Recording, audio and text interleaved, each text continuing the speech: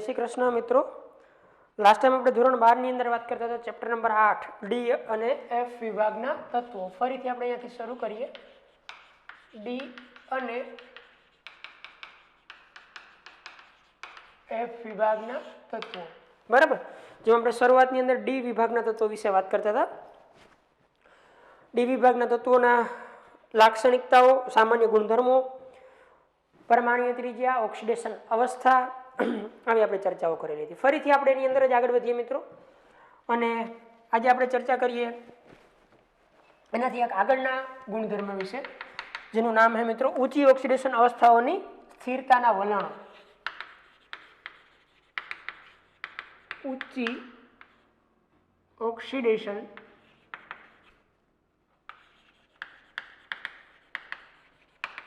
અવસ્થાઓના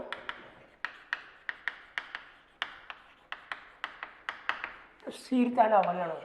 ઊંચી ઓક્સિડેશન અવસ્થાઓની સ્થિરતાના વલણો। અહીંયાથી આપણે સ્ટાર્ટ કરીએ મિત્રો। ફર્સ્ટ આપણે વિચારશું મિત્રો સંક્રાંતિ ધાતુ તત્વોના હેલાઇડ।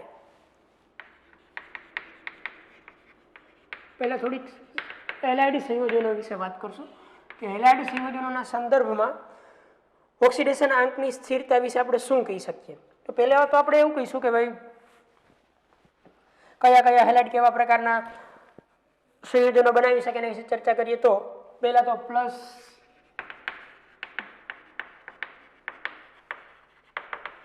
ઓક્સિડેશન આંક +6, +5, +4, +3, +2 અને +1 આટલી ઓક્સિડેશન અવસ્થા સામાન્ય રીતે હેલાઇડની અંદર જોવા મળી શકે। +7 અત્યારે આપણે લખી નથી બીકોઝ કે એ અત્યારે આપણને જોવા મળશે નહીં। રેડી, જ્યારે આવશે ત્યારે આપણે ચર્ચા કરશું મિત્રો। તો +4 થી શરૂ કરીએ તો ટાઇટેનિયમ, સ્કેન્ડિયમ તો છે નહીં, TiX4, પછી અહીંયા આવશે TiX3, અહીંયા આવશે TiX2। જો ટાઇટેનિયમ બનાવશે તો ત્રણ પ્રકારના બનાવશે, TiX4, TiX3 અને TiX2। અહીંયા નામ 3 કરીને માર્ક કર્યું છે। એ એવું કહેવા માંગે છે કે આ હેલોજન એ ક્લોરીનથી આયોડિન સુધીના હશે। અહીંયા ફ્લોરિન નહીં આવે, આ ક્લોરીનથી આયોડિન સુધીના હશે, બરાબર। ટાઇટેનિયમ 3 પ્રકારના, TiX4, TiX3, TiX2। જે અહીંયા 3 લખ્યું છે એનો મતલબ એવો થયો કે ફ્લોરિન હશે નહીં, ક્લોરીનથી આયોડિન સુધીના જ છે। પછી વેનેડિયમ છે તો એમાં VX2, VX3, VX4 અને VX5, મતલબ કે +2, +3, +4, +2, +3, +4, +5 પ્રકારના સંયોજનો બનાવી શકશે, બરાબર। અહીંયા 1 કરીને લખ્યું છે 4 વાળામાં, એનો મતલબ એવો થાય કે ફ્લોરિન થી બ્રોમિન સુધી છે આ 3। 1 નો મતલબ આ ફ્લોરિન થી બ્રોમિન આયોડિન નથી, મતલબ કે આ આયોડાઇડ નહીં બને, VX4 વાળો આયોડાઇડ બનશે નહીં, બરાબર। એના પછી આપણે ક્રોમિયમની વાત કરીએ તો CrX2, CrX3, CrX4, CrX5 અને CrX6, +2, +3, +4, +5 અને +6 વાળા બનશે। અહીંયા કોઈ પ્રોબ્લેમ નથી, હેલોજન જ છે। X means all, F2I, fluorine, chlorine, bromine, iodine, clear. આગળ વધીએ મેંગેનીઝમાં 2, 3, 4 વાળા બનશે, MnX2, MnX3, MnX4, +2, +3, +4, clear. Fe+2, Fe+3, FeX2, FeX3, FeX2, FeX3। અહીંયા ફરીથી 1, એનો મતલબ કે ફ્લોરિન થી બ્રોમિન આયોડિન બનશે નહીં। કોબાલ્ટમાં પણ સેમ, COX2, COX3 ઓલ બનશે, બરાબર। પછી આવશે nickel, only 1, NiX2, copper CuX2 અને Cu2x, મતલબ કે કોપર 2 પ્રકારના સંયોજન બનાવશે, +1 વાળું અને +2 વાળું, યસ, CuX2 અને Cux। જેમાં CuX2 વાળા સંયોજનો છે મિત્રો એમાં 2 કરીને લખ્યું છે, અને Cux વાળા સંયોજનો એમાં હેલાઇડની અંદર 3 કરીને લખ્યું। 3 નો મતલબ તમને સમજાય, ક્લોરીન થી આયોડિન। હવે X2 નો મતલબ આપણે લખીએ તો શું થાય, તો કે X2 નો મતલબ આવો થાય કે એની અંદર ફ્લોરિન અને ક્લોરિન જ હશે, ક્લિયર। કોણ હશે? ખાલી ફ્લોરિન અને ક્લોરિન। અને લાસ્ટમાં આપણને આપ્યું ZnX2. તો આટલા પ્રકારના હેલાઇડ સંયોજનો પોસિબલ હે મિત્રો. Titanium 2 3 4, vanadium 2 3 4 5, chromium 2 3 4 5 6, manganese 2 3 4, iron, cobalt 2 3, nickel only 2, Zn only 2, copper 1 અને 2. એમાં કેવા કેવા પ્રકારના સંયોજનો બની શકશે એના માટેની કી આપણે અહીંયા લખી દીધી છે. ખાલી X નો મતલબ ઓલ, FClBri, X1 એટલે ફ્લોરિન થી બ્રોમિન, X2 એટલે ફ્લોરિન ક્લોરિન, X3 મતલબ Cl2i, ક્લોરિન બ્રોમિન અને આયોડિન. આ પ્રકારના હેલાઇડ સંયોજનો બનશે. હવે આપણે આગળ આની અંદર વિચારીએ એક પછી એક પોઈન્ટ. રેડી મિત્રો? આગળ વધીએ.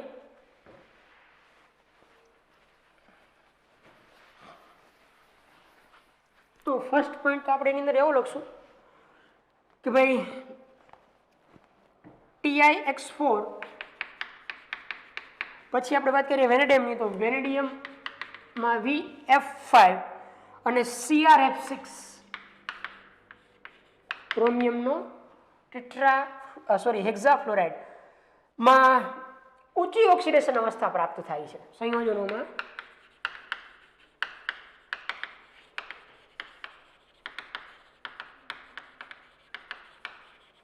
ઊંચી ઓક્સિડેશન અવસ્થા પ્રાપ્ત થાય છે. આનો મતલબ સમજીએ. જો આની અંદર ટિટેનિયમ +4 है જેની મહત્તમ है, આની અંદર +5 જેની મહત્તમ, આની અંદર +6 જેની મહત્તમ. મતલબ કાંઈ એવા સંયોજનો है કે જેની અંદર એની મહત્તમ ઓક્સિડેશન અવસ્થા આપણને પ્રાપ્ત થયેલી જોવા મળે છે. પરંતુ મિત્રો યાદ રાખજો, મેંગેનીઝ +7 ઓક્સિડેશન અવસ્થા વાળું હેલાઇડ આપતું નથી.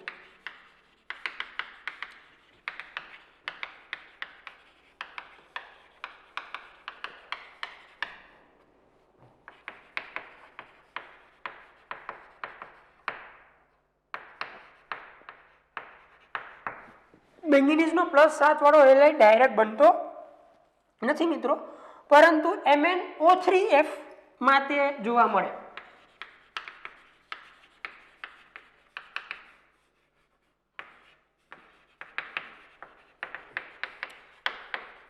પણ અહીંયા ઓક્સિજન સાથે ડાયરેક્ટ Mn નું ફ્લોરિન, મતલબ કે ડાયરેક્ટ મેંગેનીઝનું હેલોજન સાથેનું +7 વાળું સંયોજન જાણીતું નથી.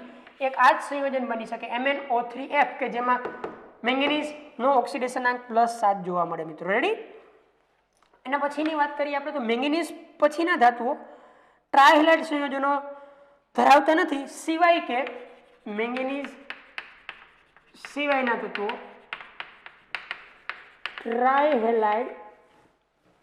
મેંગેનીઝ સિવાયના તત્વો ટ્રાયહેલાઇડ સંયોજનો ધરાવતા નથી.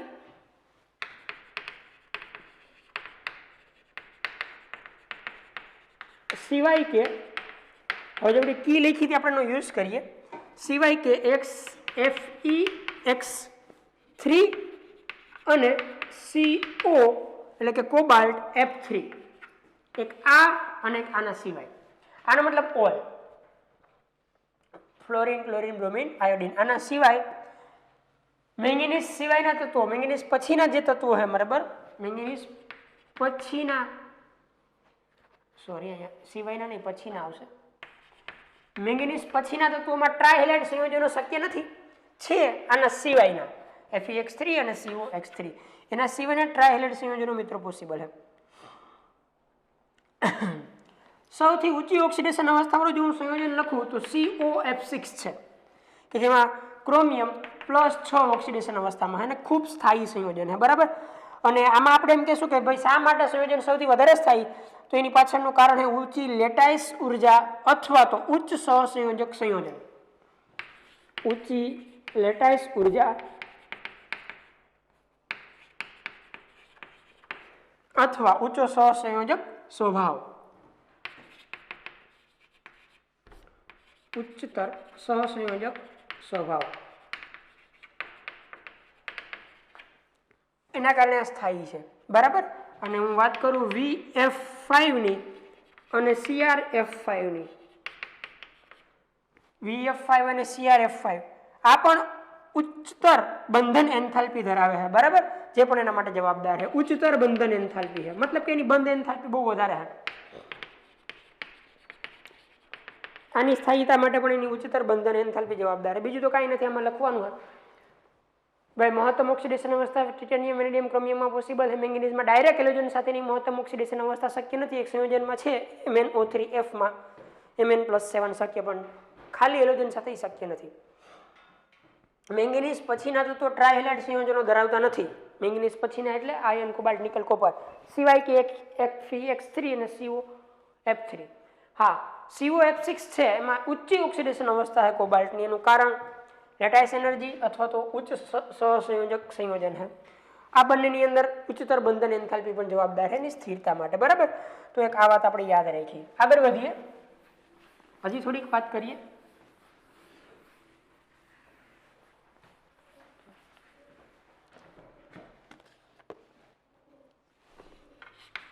વેનેડિયમ +5 એ માત્ર VF5 દ્વારા જ જોવા મળે કે દ્વારા જ દર્શાવાય.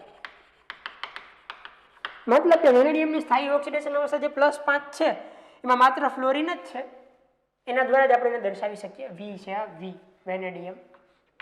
બરાબર, જ્યારે આપણે આગળ અન્ય હેલાઇડ સંયોજનો હોય તો એ જળ વિભાજન પામી, જ્યારે અન્ય હેલાઇડ સંયોજનો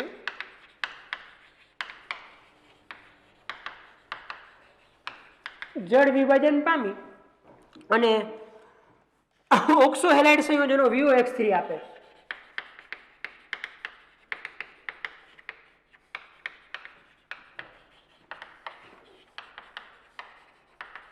જો આના સિવાયના તમારી આગળ કોઈ હેલાઇડ સંયોજનો હોય વેનેડિયમના તો એ જળ વિભાજન પામે અને ઓક્સો હેલાઇડ સંયોજનો આવે, મતલબ કે ઓક્સિજન પણ હોય અને હેલોજન પણ હોય એવા સંયોજનો આપે, જેમ કે વેનેડિયમની અંદર VOX3 પોસિબલ છે. બરાબર, એક આ વાત યાદ રાખજો. પછી ફ્લોરાઇડ સંયોજનોની વાત કરીએ તો એનું બીજું લક્ષણ નીચી ઓક્સિડેશન અવસ્થામાં તેઓની અસ્થાયીતા છે. ફ્લોરાઇડ સંયોજનોનું બીજું લક્ષણ નીચી ઓક્સિડેશન અવસ્થામાં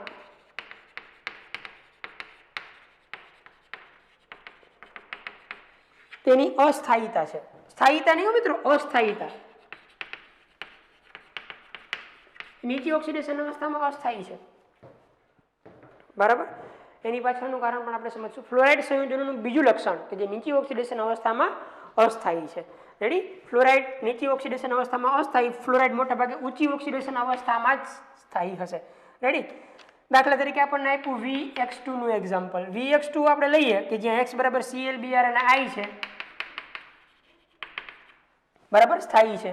અને CUX માટે પણ આ જ લાગુ પાડી શકાય. CUX હોય તો એના માટે પણ આ જ લાગુ પાડી શકાય. મતલબ કે નીચી ઓક્સિડેશન અવસ્થામાં ફ્લોરાઇડ બનતા નથી. જો અહીંયા ફ્લોરિન નથી, તમે VX2 ની વાત કરો કે CUX ની વાત કરો, એમાં ફ્લોરાઇડ નહીં આવે. સ્થાયી સંયોજન બનાવવું હોય તો ક્લોરીન, બ્રોમિન અને આયોડિન.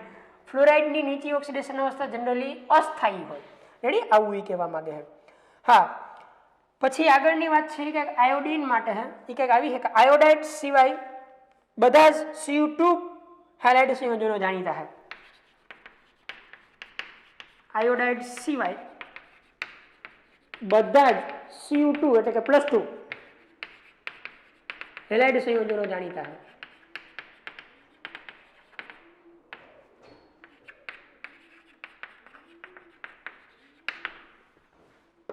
એક જ આયોડાઇડ પોસિબલ નથી કોપર +2 સાથેનો, બાકી બધા કોપર +2 ના હેલાઇડ સંયોજનો પોસિબલ છે. બરાબર, આ આપણે સમજવું હોય તો એવું પણ સમજાવી શકીએ કે આ કિસ્સામાં Cu+2 એ I- નું I2 માં ઓક્સિડેશન કરી નાખે.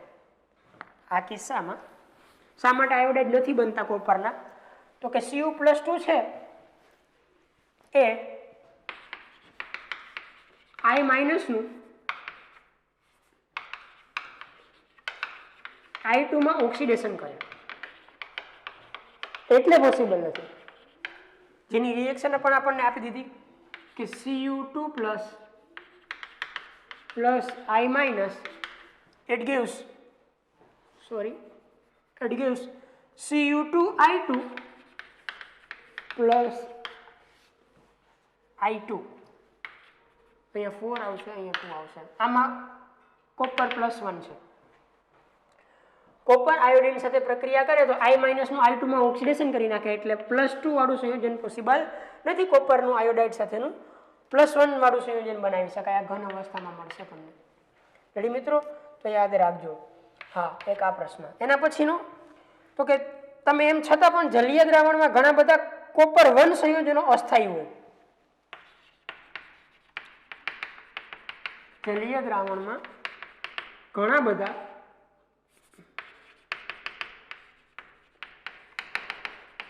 કોપર 1 સંયોજનો અસ્થાયી હોય.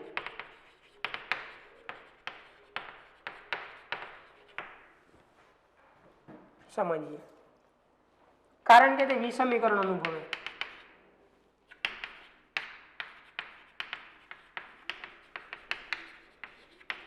જો આપણે જલીય દ્રાવણની વાત કરીએ તો Cu+1 અસ્થાયી હોય, કારણ કે વિષમીકરણ અનુભવે. વિષમીકરણ અનુભવનો મતલબ એવો છે કે એનું ઓક્સિડેશન પણ થાય અને એનું રિડક્શન પણ થાય. આવું થવાના કારણે કોપર 1 સંયોજનો જલીય દ્રાવણમાં અસ્થાયી છે, કારણ કે જલીય દ્રાવણની અંદર એનું વિષમીકરણ થઈ જાય મિત્રો. શું થઈ જાય? વિષમીકરણ. બરાબર? તો એક આપણે યાદ રાખશું. હા, એના પછી આ જો જલીય દ્રાવણમાં Cu+2 અને Cu+1 ની સરખામણી કરું સ્થિરતાની દ્રષ્ટિએ, બરાબર, જો જલીય દ્રાવણની અંદર આપણે સરખામણી કરીએ તો Cu+2 વધારે જલીય દ્રાવણમાં સ્થાયી છે. Cu+2 જલીય દ્રાવણમાં Cu+1 કરતા વધારે સ્થાયી છે, જેનું કારણ Cu+1 કરતા Cu+2 નું હાઇડ્રેશન એન્થાલ્પીનું બહુ વધારે ઋણ મૂલ્ય જવાબદાર છે. આની પાછળ એની જે હાઇડ્રેશન એન્થાલ્પી છે ઋણ મૂલ્યનું વધારે ઋણ મૂલ્ય જવાબદાર છે.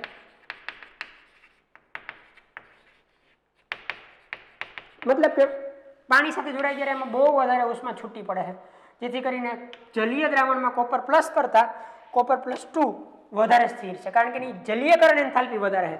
કોપર+1 પાણી સાથે જોડાય ત્યારે છૂટી પડતી ઉર્જા અને કોપર+2 પાણી સાથે જોડાય ત્યારે છૂટી પડતી ઉર્જાની સરખામણી કરીએ તો આમાં વધારે ઉર્જા છૂટી પડે, એટલે વધારેમાં વધારે સ્ટેબલ બનશે મિત્રો. રેડી? અને દ્વિતીય આયનીકરણ એન્થાલ્પીની જે ક્ષતિપૂર્તિ છે એ પણ જલીયકરણ એન્થાલ્પીથી થઈ જાય અને આવી રીતના આપણને જોવા મળશે. રેડી? તો આ કોપરની અનિયમિતતાઓ વિશે વાત હતી કે કોપરના આયોડાઇડ ક્યારે શક્ય બને, કેવી રીતના શક્ય બને, બરાબર, શા માટે શક્ય નથી બનતા, એનું કારણ શું, જલીય દ્રાવણમાં શા માટે કોણ વધારે સ્થિર, બરાબર, એની આપણે ડીપમાં ચર્ચા કરી. બરાબર? તો આ હેલોજનની વાત હતી કે જેની અંદર આપણે મેઇનલી જેટલા પોઈન્ટ આવતા હતા એ આપણે જોઈ ગયા. હવે આપણે વાત કરશું મિત્રો લગભગ એનાથી આગળની વાત ઓક્સાઇડ સંયોજનો વિશે.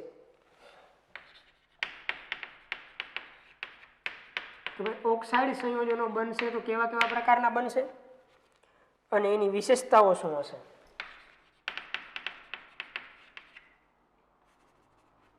ઓક્સિડેશન આંક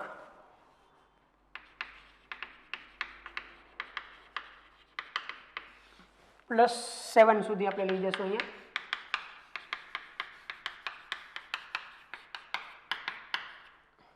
બરાબર?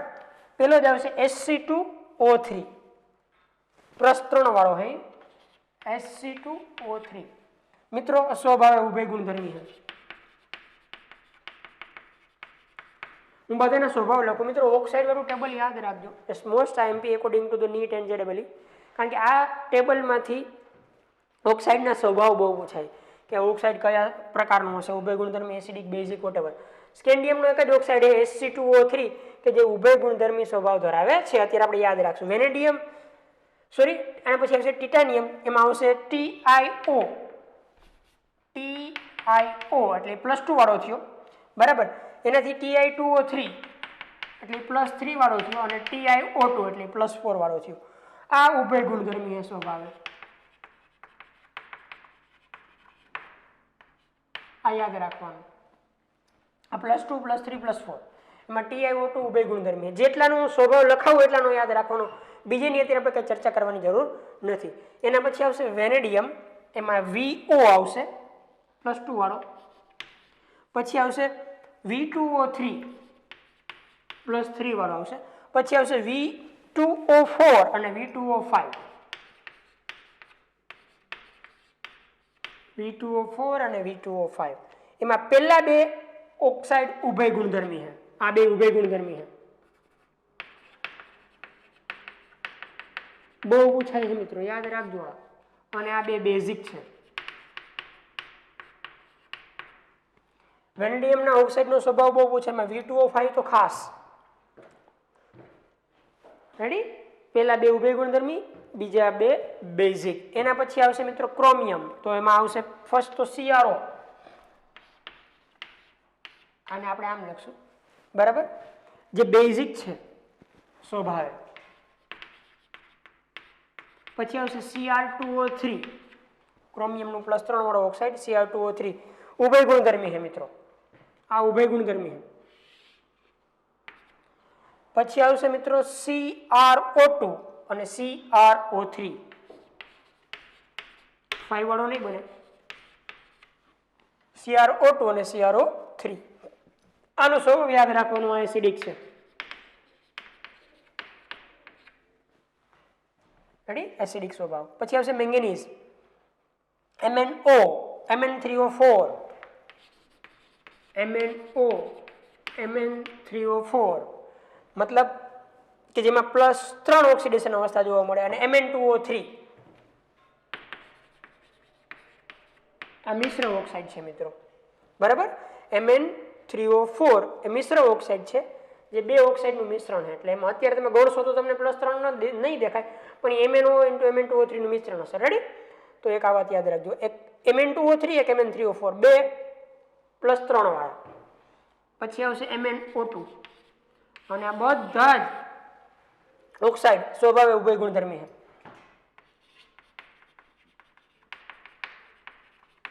સ્વભાવે કેવા મિત્રો? ઉભય ગુણધર્મી. આ બેઝિક છે MnO. MnO સ્વભાવે બેઝિક છે. પછી આવશે MnO3, અને જો કે એટલું બધું જાણીતું નથી, આ ટેક્સ્ટ બુકમાં નથી, પણ ક્યારેક ક્યારેક મળે છે. Mn2O7, last one. રેડી? એક +5 વાળો Mn માં નહીં આવે. એના સ્વભાવમાં યાદ રાખીએ તો એસિડિક છે, આ નિર્બળ એસિડિક છે. સ્વભાવ ખાસ યાદ રાખવાના છે આપણે. રેડી? પછી Fe2O3, Fe3O4 અને FeO, આ +2, Fe2O3, Fe3O4, આ બંને +3 વાળા. મતલબ કે એની અંદર પણ મિશ્ર ઓક્સાઇડ છે. આ જે મિશ્ર ઓક્સાઇડ છે, સેમ વસ્તુ આ પણ મિશ્ર ઓક્સાઇડ છે, કે જેમાં FeO નું મિશ્રણ છે, જે મેં તમને રેડોક્સમાં ભણાવી દીધા છે, બરાબર? એમાં કઈ સ્વભાવ યાદ રાખવાની જરૂર નથી. પછી આવશે કોબાલ્ટનો COO અને CO2O3, +2 વાળો, +3 વાળો. પછી NiO, નિકલનો ઓક્સાઇડ +2 વાળો, NiO. રેડી? પછી કોપરના બે ઓક્સાઇડ બનશે, CuO અને Cu2O, CuO અને Cu2O, આ +1 વાળો, આ +2 વાળો. અને ઝિંક માટે આવશે ZnO. ઝિંક માટે આવશે મિત્રો ZnO+2. ZnO ઉભય ગુણધર્મી છે.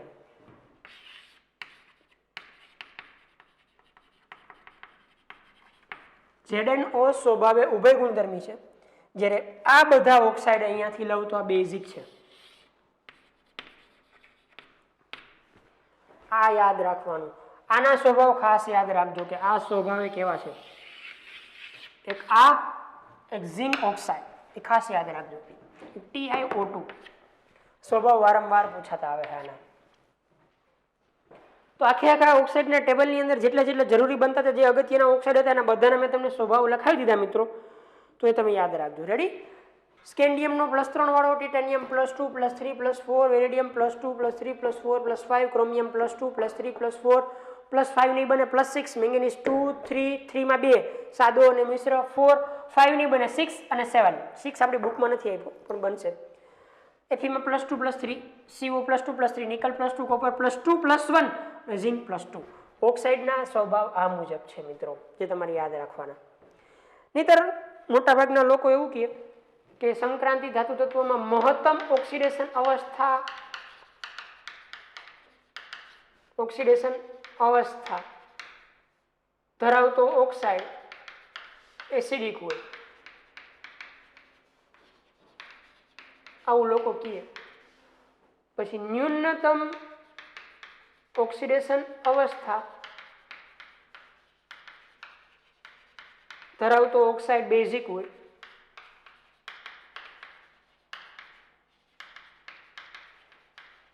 અને બાકીના ઉભય ગુણધર્મી, વચ્ચેની ઓક્સિડેશન અવસ્થાવાળા ઉભય ગુણધર્મી,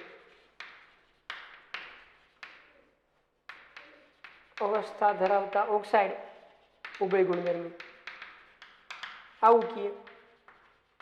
હા, સામાન્ય રૂલ આવો છે, પણ અપવાદ આટલા છે. અહીંયા ઇમ્પોસિબલ છે કે ઊંચામાં ઊંચી ઓક્સિડેશન અવસ્થા એસિડિક, બાકીના વચ્ચેના બધા ઉભય ગુણધર્મી, લાસ્ટ બેઝિક, બધામાં પોસિબલ નથી. એટલે તમારે તો અમે લખાવ્યા એ જ યાદ રાખવાના. પણ આવું ક્યાંય આવે તો હા, આવું હોઈ શકે, પણ બધા માટે નહીં. કે ઊંચામાં ઊંચી ઓક્સિડેશન અવસ્થા ધરાવતો ઓક્સાઇડ એસિડિક હોય, વચ્ચેની ઓક્સિડેશન અવસ્થા ઉભય ગુણધર્મી હોય, બાકીની બેઝિક હોય. અહીંયા છે ઊંચી એસિડિક, આ ઉભય ગુણધર્મી બેઝિક, પણ બધામાં એવું પોસિબલ નથી. અહીંયા પ્રોબ્લેમ થાય, અહીંયા પ્રોબ્લેમ થાય છે. પણ આવું યાદ રાખવાનું, ઊંચામાં ઊંચી એસિડિક, નીચેમાં નીચી બેઝિક, વચ્ચેના ઉભય ગુણધર્મી, પણ બધા માટે પોસિબલ નથી. રેડી મિત્રો? એક આ નોટ લખી લેજો. આગળ વધીએ.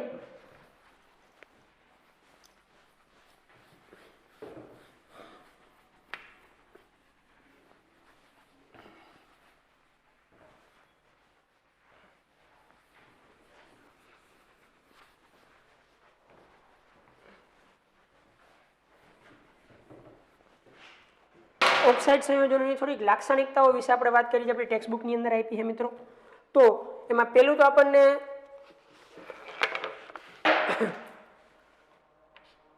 જે લાક્ષણિકતા આપી 3D શ્રેણીની ધાતુઓના ઓક્સાઇડમાં મહત્તમ ઓક્સિડેશન અવસ્થા વિશે આપી.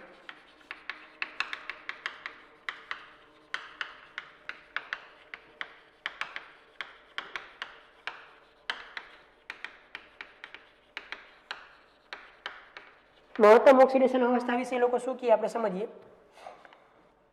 એમાં સ્કેન્ડિયમ થી મેંગેનીઝ સુધીના જે તત્વો છે એની પહેલા આપણે વાત કરીએ.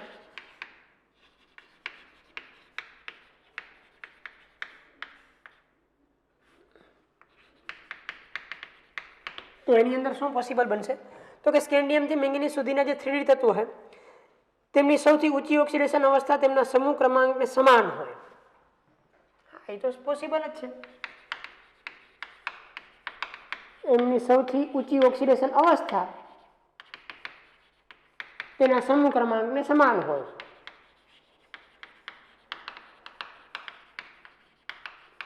ઓક્સાઇડ માટે જો આનો ઓક્સાઇડ હોય તો એની +3 હતી, +3 +4 +5 +6 +7 મેંગેનીઝમાં.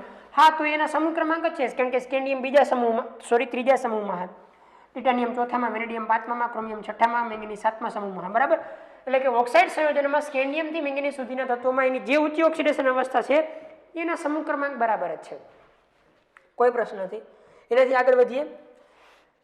એનો મતલબ એવો થયો કે એમાં 3D અને 4s ઇલેક્ટ્રોન બેયની ભાગીદારી છે. મતલબ આનો એવો થયો ને, ઊંચી ઓક્સિડેશન અવસ્થાનો મતલબ એવો થયો કે એમાં 3D ઇલેક્ટ્રોન્સ અને 4s ઇલેક્ટ્રોન બંનેની ભાગીદારીથી સંયોજન બને અથવા તો બંને ઇન્વોલ્વ થાય છે. બરાબર? ઓક્સિજનની સૌથી ઊંચી ઓક્સિડેશન અવસ્થાને સ્થાયીતા આપવાની ક્ષમતા ઓક્સાઇડ સંયોજનોમાં જ છે. ઓક્સિજનની જે ઊંચામાં ઊંચી ઓક્સિડેશન અવસ્થા છે એને સ્થાયીતા આપવાની, ઓક્સિજનના બધા સંયોજનોમાંથી ઊંચામાં ઊંચી ઓક્સિડેશન અવસ્થાને સ્થાયીતા આપવાની કેપેસિટી માત્ર એક ઓક્સાઇડમાં જ છે. ઓક્સાઇડ એટલે O2-. બરાબર? આ તો આપણે જાણીએ જ છીએ. એનાથી આપણે આગળ વધીએ તો એમાં આપણને એક્ઝામ્પલ આપ્યા કે ભાઈ Sc2O3 TiO2 V2O5 વગેરે વગેરેમાં એની ઊંચી ઓક્સિડેશન અવસ્થા જોવા મળે છે. બરાબર? કે જે બધામાં આર્ગોન 3D 0 4s0 રચનાવાળી અવસ્થા રચાય. મતલબ એવો થયો કે સ્કેન્ડિયમનો +3 વાળું લઉં, વેનેડિયમ +4 લઉં, ટિટાનિયમ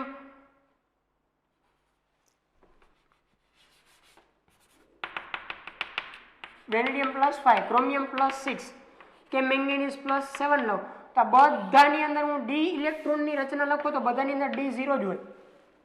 મતલબ એવો છે કે આમાંથી 3 ઇલેક્ટ્રોન ગયા, આમાંથી 4 ગયા, 5 ગયા, 6 ગયા, 7 ગયા, મતલબ કે બધાની અંદર છેલ્લે તો D0 જ છે, માટે એ સ્થાયીતા આપે છે. સમજો ને?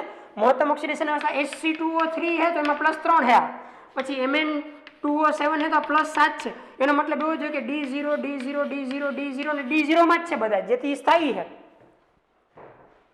ઊંચી ઓક્સિડેશન અવસ્થામાં બધા સ્થાયી સંયોજનો. બસ આટલું ખાલી આપણે યાદ રાખવાનું છે. બરાબર? Fe ની મહત્તમ ઓક્સિડેશન અવસ્થા +3 Fe2O3 માં છે, જે આપણને ખબર જ છે. Fe ની મહત્તમ ઓક્સિડેશન અવસ્થા +3 જે Fe2O3 માં આપણને જોવા મળે. રેડી? આગળ વધીએ. હજી થોડીક માહિતીને આપણે કલેક્ટ કરીએ, પોઈન્ટ લખીએ તો કોબાલ્ટ, નિકલ, કોપર અને ઝિંકની +2 સ્થાયી છે. કોબાલ્ટ, નિકલ, કોપર અને ઝિંક માટે +2 ઓક્સિડેશન અવસ્થા સ્થાયી છે.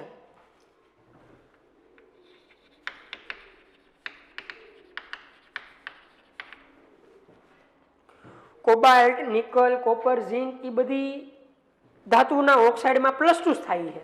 બસ આપણે ખાલી આવું લખશું. આગળ વધીએ એનાથી અગત્યનો મુદ્દો આપણે ચર્ચા કરીએ તો આપણે આ કરશું. Fe ના ઓક્સિજન સાથેના સંયોજનો.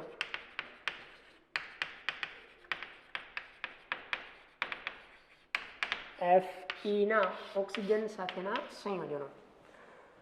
તો પહેલી વાત તો એ કે 3D સમૂહના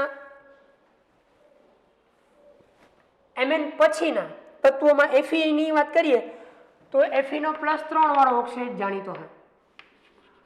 Fe નો +3 ઓક્સિડેશન અવસ્થા ધરાવતો ઓક્સાઇડ જાણીતો છે.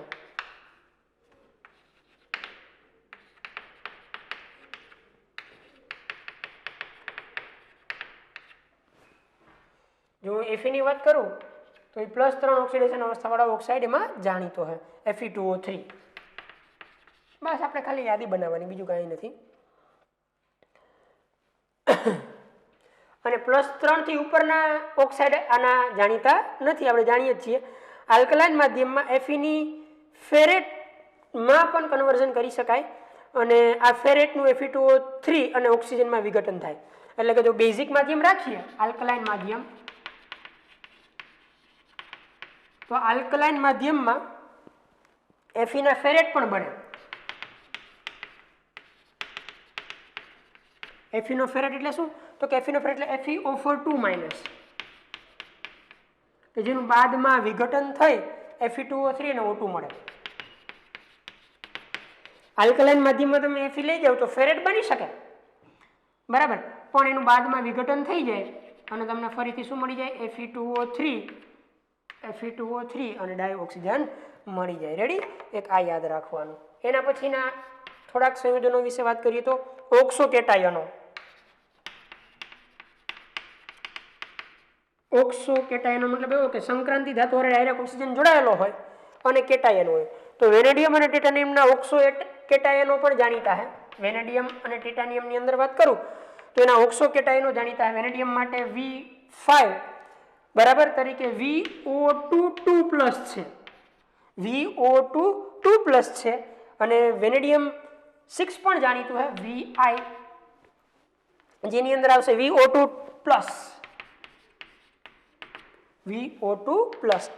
આ સ્થાયી છે. બસ આટલું યાદ રાખવાનું. પછી ટિટાનિયમની અંદર જો હું વાત કરું મિત્રો તો TiIV તરીકે TiO+ છે, સોરી TiO2+ તરીકે એ સ્થાયી છે. બરાબર, આ એક યાદ રાખવાનું. બસ આ યાદ રાખવાના કે ટિટાનિયમ અને વેનેડિયમ આવી રીતના ઓક્સો કેટાયનો પણ આપી શકે. વેનેડિયમના ઓક્સો કેટાયનો આવી રીતના છે, ટિટાનિયમનો ઓક્સો કેટાયન આ છે. રેડી મિત્રો? આગળ વધીએ.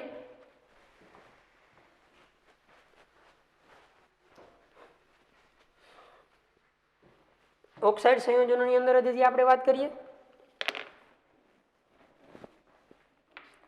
તો 3D ધાતુઓ સાથે ઓક્સિજનની ઓક્સિડેશન અવસ્થાઓ શું શું હોઈ શકે. એમાં પહેલો જ પોઈન્ટ તો આપણે આવું લખશું કે ઓક્સિજનની 3D ધાતુઓ સાથે ઊંચી ઓક્સિડેશન અવસ્થાની સ્થાયીતા આપવાની ક્ષમતા ફ્લોરિન કરતાં પણ વધારે છે. ઊંચી ઓક્સિડેશન અવસ્થા જો હું વિચારું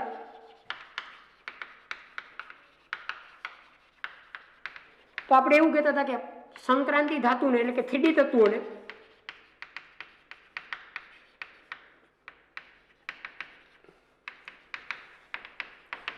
ફ્લોરાઇડ ઊંચી ઓક્સિડેશન અવસ્થામાં સ્થાયીતા આપે. ફ્લોરાઇડ એ અથવા તો ફ્લોરિન જે કાંઈ લખો એ ફ્લોરિન એ ઊંચી ઓક્સિડેશન અવસ્થામાં સ્થાયીતા આપે.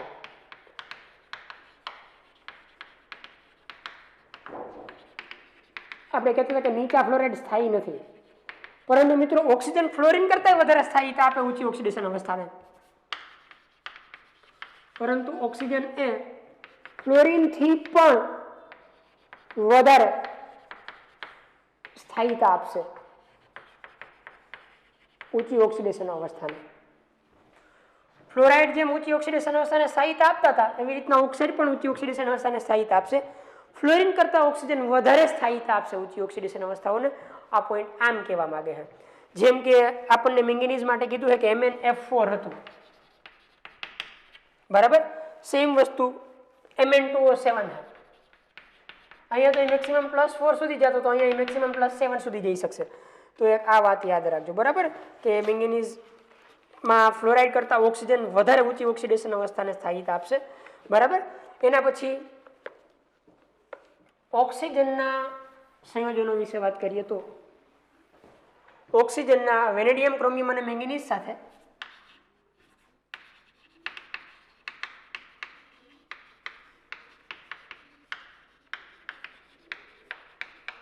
બહુબંધવાળા સંયોજનો, મતલબ એક કરતા વધારે બંધવાળા સંયોજનો.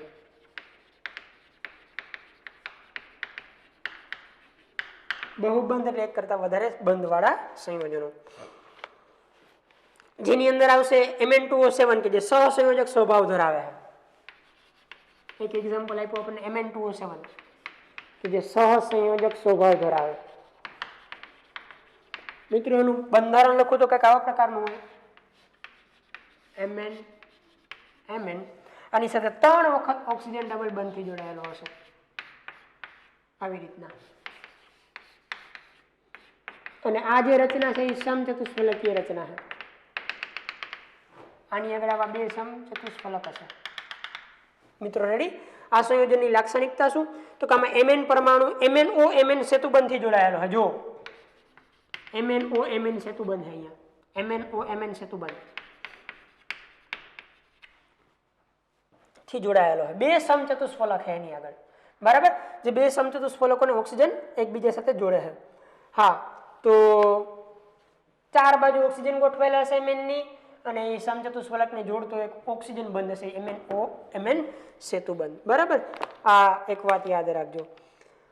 એના પછી વેનેડિયમની વાત કરીએ તો વેનેડિયમની ઓક્સિડેશન અવસ્થાઓમાં 5, ક્રોમિયમ 6, મેંગેનીઝ 5. એનાથી વાત કરીએ તો 6, 7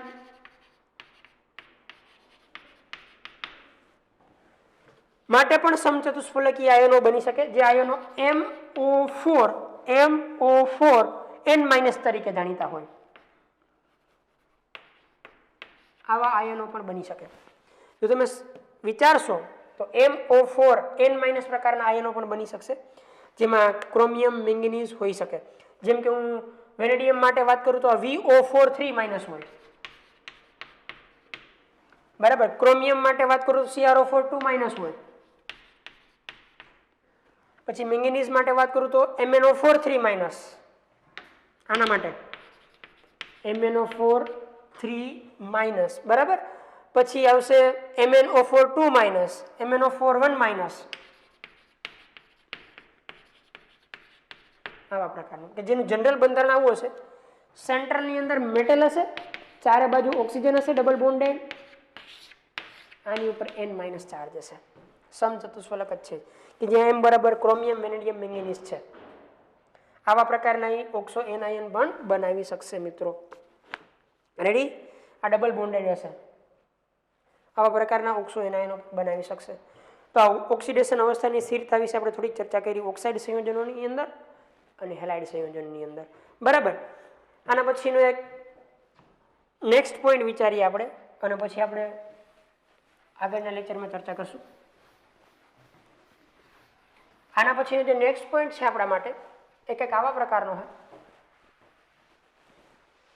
કે ભાઈ રાસાયણિક પ્રક્રિયાત્મકતા અને E0 ના મૂલ્ય વિશે શું કહી શકાય?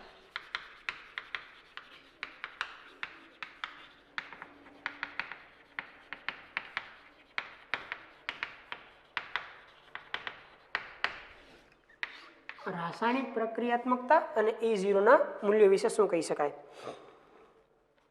તો એની અંદર પહેલા તો આપણે એવું કહી શકીએ કે ભાઈ 3D સંક્રાંતિ જે શ્રેણીના તત્વો છે મોટા ભાગે વિદ્યુત ધનમય તત્વો છે, એટલે મોટા ભાગે ઇલેક્ટ્રોન ગુમાવવાનું વલણ ધરાવતા હશે, બરાબર.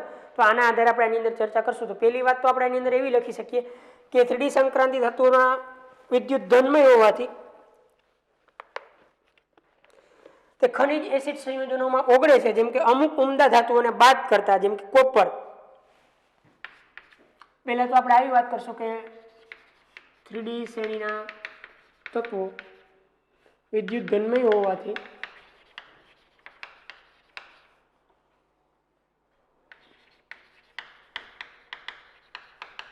તે એસિડમાં ઓગળે, ખનિજ એસિડમાં ઓગળે છે. ખનિજ એસિડ એટલે તમે જાણો ને HCl H2SO4 HNO3 બરાબર, આવા બધા.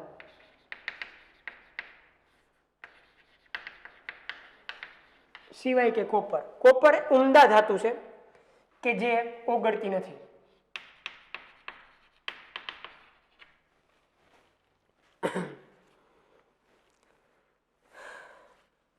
હા, રેડી? કોપર નથી ઓગળતી. કોપર સિવાયની ધાતુઓ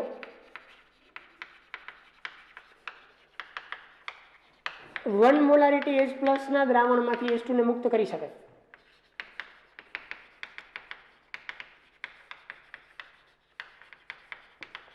આની ચર્ચા મેં પહેલા જ કરી દીધી, કારણ કે આ અપવાદરૂપ રિડક્શન પોટેન્શિયલ ધન છે, બરાબર. તો પ્રક્રિયા કરશે વન મોલારિટી કોઈ પણ એક આદર્શ એસિડનું દ્રાવણ હશે એમાંથી, અને એનું ઓક્સિડેશન કરી શકશે, મતલબ કે H2 માં પરિવર્તિત કરી શકશે, બરાબર. હા, જો કે આ ધાતુઓની હાઇડ્રોજન આયન એટલે કે H+ આયન જેવા ઓક્સિડેશન કરતા સાથે પ્રક્રિયા કરવાથી વાસ્તવિક વેગમાં ક્યારેક ઘટાડો પણ થઈ જાય, પણ ઓરડાના તાપમાને ટિટેનિયમ અને વેનેડિયમ મન ઓક્સિડેશન કરતા એસિડ સંયોજનો સાથે નિષ્ક્રિય છે. હા, મતલબ એવો છે કે તમે સંક્રાંતિ શ્રેણીમાં ઉપરથી નીચે જાઓ તો પ્રક્રિયાત્મકતા વધતી જાય, અને ટિટાનિયમ અને વેનેડિયમ છે મિત્રો, એ લગભગ મન HCl સાથે પ્રક્રિયા નથી કરતા.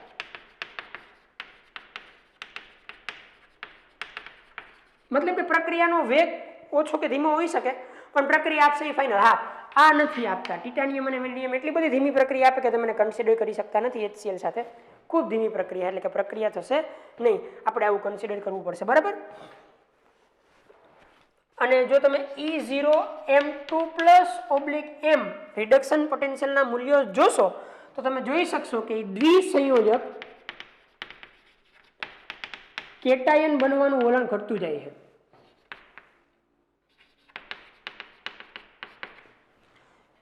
આ મેં તમને M+2/+2 જણાવ્યું હતું ત્યારે આપણે ચર્ચા કરી હતી એના વિશે કે ભાઈ દ્વિસંયોજક કેટાયનો બનવાનું વલણ ઘટતું જશે. હા, એનું કારણ શું? તો કે એનું કારણ E0 પોટેન્શિયલના મૂલ્યો છે.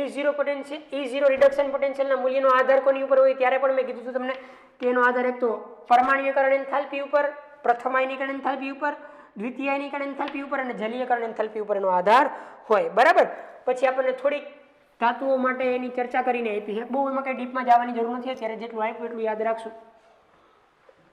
તો Mn, Ni અને Zn ના E0 ના મૂલ્યો જે કંઈ હતા એ અપેક્ષા કરતા વધારે ઋણ હતા, ત્યારે પણ આપણે ચર્ચા કરી હતી.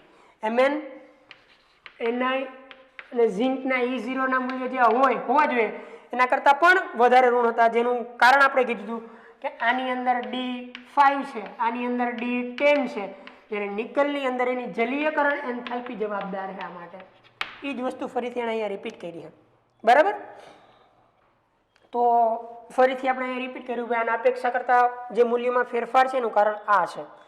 પછી એક વાત આપણે કરશું E0M3+M2+ રિડક્શન માટેની. એના માટે જો આપણે રેડોક્સિયમ કે વિચારીએ તો જલીય દ્રાવણમાં, કયા દ્રાવણની વાત કરીએ આપણે? જલીય દ્રાવણમાં Mn+3 એ કોબાલ્ટ+3 અને કોબાલ્ટ+3 આયનો છે જે પ્રબળ ઓક્સિડેશન કરતા है. આ પણ જ્યારે આપણે વાત કરી હતી Mn+2 અને CO+3 છે એ પ્રબળ ઓક્સિડેશન કરતા है, જ્યારે टिटेनियम+2 वेनेडियम+2 અને ક્રોમિયમ+2 એ પ્રબળ રિડક્શન કરતા है. આની ચર્ચા પણ જ્યારે આપણે કરી હતી શા માટે છે, સ્થિરતા કોણ આપે છે, બરાબર. અને તેઓ મંદ એસિડમાંથી H2 મુક્ત કરે. જેમ કે એક આપણને પ્રક્રિયા આપી છે 2Cr2 પ્લસ એક્વિયસ જલીય દ્રાવણ આપ્યું plus H2 plus aqueous it gives H2 gas plus 2 Cr3 plus aqueous. આ પ્રક્રિયા શક્ય છે. અહીંયા તમે જુઓ +1 માંથી 0 એટલે એનું રિડક્શન થયું, +2 માંથી +3 એટલે એનું ઓક્સિડેશન થયું, એટલે આ રિડક્શન કરતા થાય જે વસ્તુ આપણે અહીં લખી છે. તો પ્રક્રિયાત્મકતા વિશે આપણે થોડીક આવી ચર્ચા કરી કે ભાઈ મંદ એસિડ હોય તો એમાં કોપર એક ઉમદા ધાતુ છે, વિદ્યુત ધનમય હોવા છતાં એ ઓગળતી નથી, બાકીના બધા જ સંક્રાંતિ ધાતુ તો ઓગળી જાય. બરાબર. કોપર એક એવી ધાતુ છે કે જે મુક્ત નહીં કરી શકે હાઇડ્રોજનને મંદ એસિડમાંથી, બાકીના મુક્ત કરશે, પણ ટિટાનિયમ અને વેનેડિયમનો હાઇડ્રોજન મુક્ત કરવાનો વેગ બહુ ઓછો છે. પછી અપેક્ષા કરતાં જે મૂલ્યમાં વધારે ફેરફાર હતો એ આપણે ચર્ચા કરી ગયા કે એના માટે આ જવાબદાર છે. એના પછી થોડીક સ્પીસીસ એવી છે કે જે પ્રબળ ઓક્સિડેશન કરતા છે, થોડીક સ્પીસીસ એવી છે જલીય દ્રાવણમાં જે પ્રબળ રિડક્શન કરતા છે. એનું કારણ એની સ્થાયીતાઓ છે. બરાબર. જે આપણે ડિટેલમાં આગળના પોર્શનમાં ચર્ચાઓ કરી હતી કે આને કોણ Mn+3 કરતાં Mn+2 સ્થાયી હોવાનું કારણ શું, કોબાલ્ટ+3 કરતાં કોબાલ્ટ+2 સ્થાયી હોવાનું કારણ શું વગેરે વગેરે આપણે જોઈ ગયા હતા. બરાબર. તો એ ચર્ચા આપણે ત્યારે કરી હતી. તો આજના માટે મિત્રો આપણે આટલું રાખીએ કે જેમાં આપણે ચર્ચા કરી ઊંચી ઓક્સિડેશન અવસ્થાની સ્થિરતા વિશે હેલાઇડના સંદર્ભમાં અને ઓક્સાઇડના સંદર્ભમાં. ત્યારબાદ આપણે પ્રક્રિયાત્મકતાનું વલણ જોયું વિદ્યુત ધ્રુવ પોટેન્શિયલના સંદર્ભમાં. આવતા લેક્ચરની અંદર આપણે થોડાક અગત્યના રાસાયણિક ગુણધર્મો વિશે ચર્ચાઓ કરશું, સંક્રાંતિ શ્રેણીના ધાતુ તત્વો વિશે, ડી વિભાગના તત્વો વિશે. તો આજના માટે આટલું મિત્રો, પ્રેક્ટિસ કરતા રહેજો વધારે નેક્સ્ટ ટાઈમ.